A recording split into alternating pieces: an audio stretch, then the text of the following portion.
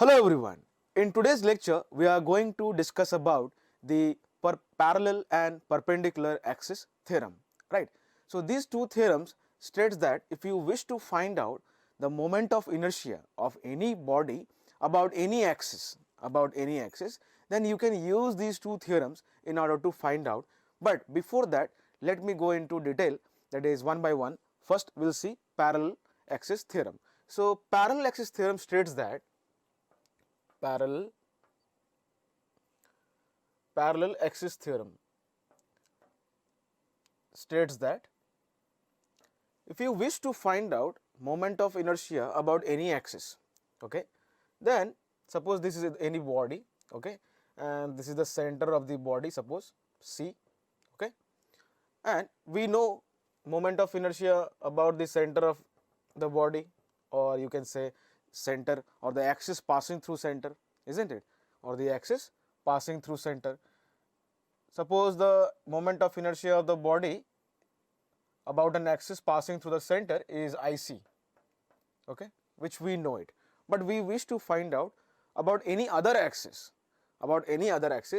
which is parallel to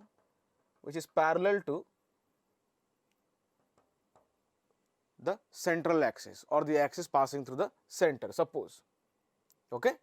So in that case, now as you can see, these two axes over here are parallel, isn't it, are parallel. So if I wish to find out the moment of inertia I of this body about an axis which is parallel to the axis passing through the center, or we can say, or we can call it as central axis, okay, central axis, and we already know the moment of inertia about that axis, but we want to find out about any other axis which is parallel to the central axis. So in that case, parallel axis theorem states that the moment of inertia about any axis which is parallel to the central axis can be given by IC plus m d square, where m is the mass of the body, okay, mass of the body or the system, okay, mass of the body or system, and d over here, which is where as you can see over here, d square. So d is nothing but the distance between the two parallel axes, where d is the distance between the two parallel axes. So you can only use this when the axis about which you want to find out the moment of inertia is parallel to the central axis, and you know the moment of inertia about that central axis, then only you can apply this, okay. Now so you can apply this parallel axis theorem at any point, means if you wish to find out somewhere over here, you just need to take the axis, okay, take the axis about that point, and it should be parallel to the central axis, because the moment of inertia at the central axis or about the central axis is already known to us for any symmetric bodies, right, any symmetric or whose mass distribution is homogeneous or uniform, right. So we'll see the application of these theorems, parallel axis and perpendicular, in the coming lectures, okay.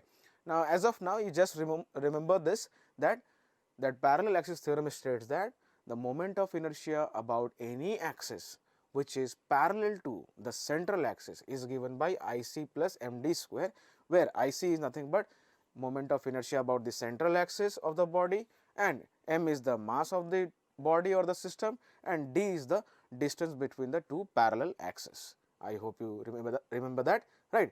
Now let's move on to perpendicular axis theorem. So what is perpendicular axis theorem? Let's see. So perpendicular axis theorem states that for any planar body means a body which has plane, okay, lamina, you can say, lamina means a plane, okay, lamina means a plane. So in that case, or in that type of bodies which are nothing but a lamina, over there you can apply perpendicular axis theorem, okay. Let's see how. So perpendicular axis theorem states that if you wish to find out moment of inertia about an axis which is perpendicular to the plane of the body or plane of the system, then you need to know the moment of inertia about other two axes which are perpendicular to each other and lying on the plane. Okay, let's see what it is. Suppose this is a planar body. Suppose this is a planar body lying on a plane. Okay, lying on a plane. And I wish to find out the moment of inertia about this axis. Okay, about this axis. As you can see, this axis is perpendicular to the plane. Okay, perpendicular to the plane. I want to find out moment of inertia about this axis. Now, according to perpendicular axis theorem, what can I do over here is I have to know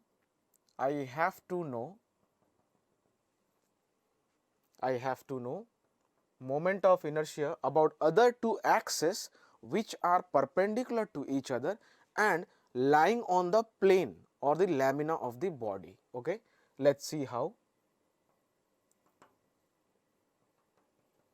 Now, as you can see, so does it look like something? Yes, of course. What does it look like? It's nothing but the three axes x, y, z mutually perpendicular to each other, the Cartesian coordinate system, right? So, if I say this is x, if I say this is y, and if I say this is z, okay, if I say this is z, then I can call it as the moment of inertia of the body about this axis is nothing but Ix. The moment of inertia about this axis of the body Iy, okay, Iy, and moment of inertia about this axis is nothing but Iz. Can we say that? Of course. Now, in order to find out the moment of inertia about an axis perpendicular to the plane, so as you can see, the body, the lamina of the body is lying in the xy plane, isn't it? Is lying in the xy plane. So, which axis is perpendicular to the xy plane? Z axis. So, if we wish to find out the moment of inertia about the axis which is perpendicular to the lamina, then we should know the moment of inertia about other two axes which are perpendicular to each other. Over here xy axis are perpendicular to each other. So, if we know the moment of inertia about x and y, then we can write according to perpendicular axis theorem as Iz equals to Ix plus Iy. Iz equals to Ix plus Iy. That is, moment of inertia of the body about an axis perpendicular to its plane, okay, is given by the summation of moment of inertia about other two axes which are perpendicular to each other and lie on the plane of the body, okay, or lamina of the body. And one more thing, these all three axes must be perpendicular to each other, okay, and they should intersect with each other, okay. As you can see, at the common point or at the center, of course, or anywhere, they should intersect with each other, and all these three axes must be perpendicular to each other. So, first condition is Ix and Iy must be perpendicular to each other and they should be lying on the plane, okay, they should be lying on the plane. And second condition, the axis about which you want to find out the moment of inertia must be mutually perpendicular to both the axes which are lying on the plane, and it should intersect them, okay. So, I hope that is clear to you. So, if we know the moment of inertia about the two axes which are mutually perpendicular to each other and lying on the plane, then we can find out the moment of inertia about third axis which is perpendicular to the plane of the body or lamina of the body. I hope that is clear to you, right? So, this is nothing but perpendicular axis theorem, okay. So, I hope you will remember the two conditions. So, let us write the conditions. Conditions.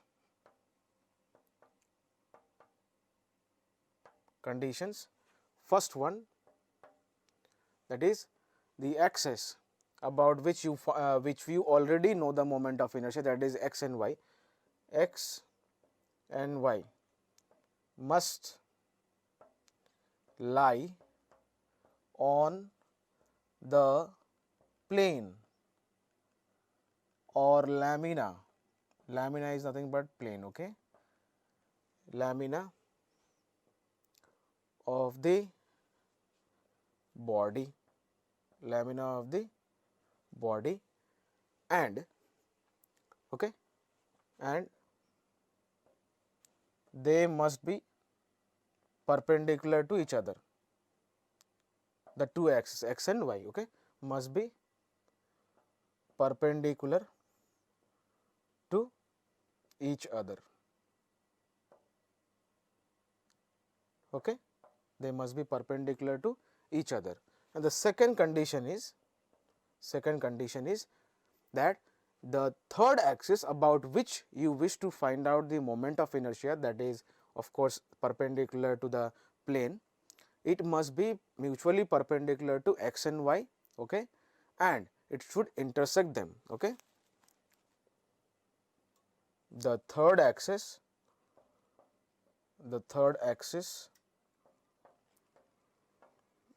must be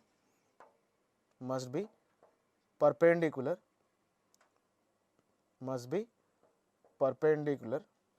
mutually. What is that? Mutually to the other axis, that is x and y, okay, other axis, that is x and y. I hope that is clear, right? And it must intersect. Also it must intersect. What is that? It must intersect. Okay, I hope you got that. So these are the two conditions which you need to remember or keep in mind in order to apply the perpendicular axis theorem. I hope that is clear to you. So that was all about parallel and perpendicular axis theorem. I hope you got it. Thank you.